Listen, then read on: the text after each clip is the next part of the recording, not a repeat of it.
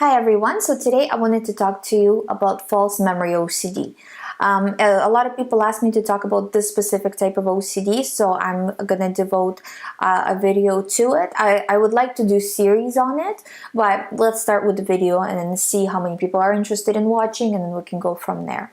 With false memory OCD, it feels different to the person because it might be it might feel very real. It also might be tied to a situation. So for example, well, I remember this, and this, but I don't remember this. And what if in that period of time, which I don't remember, something actually happened? And the person starts to research and analyze, and they come up with more and more details of how it could have possibly happened. Another type of false memory is something like, for example, a driving OCD, where the person drives over a bump and then they think, well, what if I hit somebody? And then the more they analyze how they were driving, the more they start to come up with details of, well, I think I heard a sound, or I think I heard this, or I think I saw this, and it starts to be like a false memory type of scenario. Also, false memory can affect any type of OCD. It can affect religious type of OCD, in terms of, I think I've said this when I was praying and that was wrong, or whatever, or most often false memory OCD deals with cheating OCD and with harm OCD. That's the two that I hear mostly, but really it can affect any type of OCD theme. Now, in terms of false memory compared to other types of OCD, it doesn't really make a difference. The only reason why we call it a false memory is because it has to do with the past. You might as well call it OCD about the past, versus OCD about the future. It's not different. There's no memory component to this. So calling it a false memory OCD is kind of a misnomer, because there's no memory to this. It's just OCD about fears of the past, about something from the past, versus fears about something from the future. So it's extremely common. I can tell you, in 8 years of helping people recover from false memory OCD, among many different types of OCD, not one has come true. Not to give you reassurance, but not one has come true. You're not going to be the first one.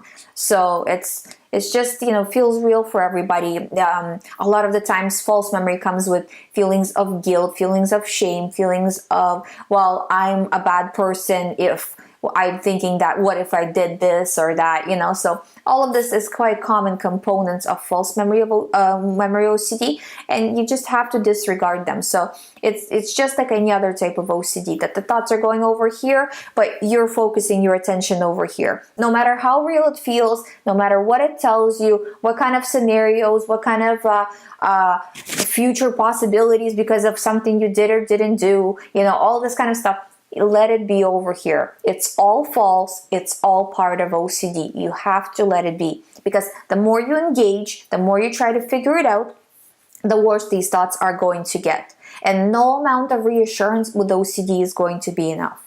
Even if you have a theme that's you can be reassured easily, it will move on to a new theme that's slightly different, but basically the same thing. And it just moves on and on and on from one theme to another until it finds something that you can possibly be reassured from, and then you get stuck.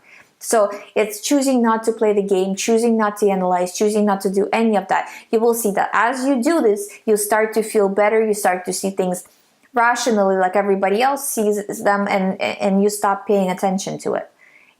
But it takes, in the beginning, you are expected to be strongest when you're at your weakest, and that's really hard. So as much as you possibly can, you have to start refusing. Even if you do little by little, any kind of step forward is good, but in order to really kind of be actively in recovery, you need to show your mind 80% of the time that this thought doesn't matter. 80% of the time, at least, you're coming from a position of power. So thought is over here. You're saying from a position of power, I'm not powering it up. I'm not giving it energy. I'm focusing all my energy on real life. And then your mind, usually with false memory, comes back to you and says, well, but what if it comes true?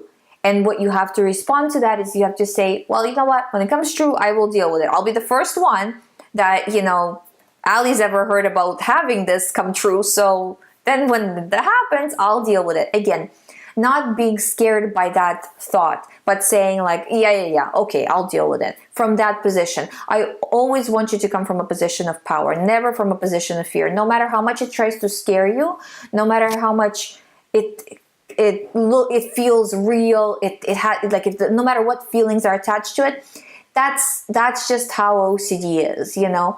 It really does mimic real life, you know what I mean? So it's like it will mimic all the feelings, all the emotions attached to it. You can even have physical sensations attached to it. You have to disregard all of it as just a part of OCD. It doesn't mean anything. And the more you do, the better you will feel. And then from a logical perspective, because you're not going to be clouded by the feelings anymore, from a logical perspective, you will be able to see that you did the right thing and this was all for nothing. But right now, as you are doing that, it's difficult, you know. So you have to do the best you can with it.